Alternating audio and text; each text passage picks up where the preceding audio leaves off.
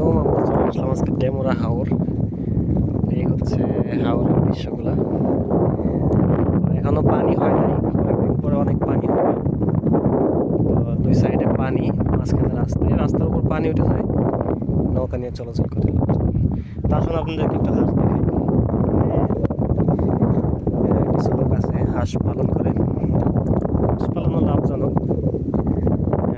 হাঁসের ডিম দেয় অনেক। এখানে আছে হাজারখানিক হাঁস আছে এখানে।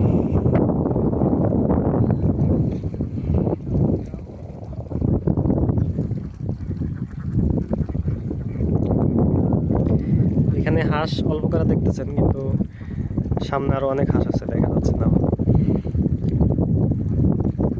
তো সকলে চ্যানেলটি সাবস্ক্রাইব করবেন এই অঞ্চলের দৃশ্যগুলো দেখার জন্য। ধন্যবাদ সকলকে।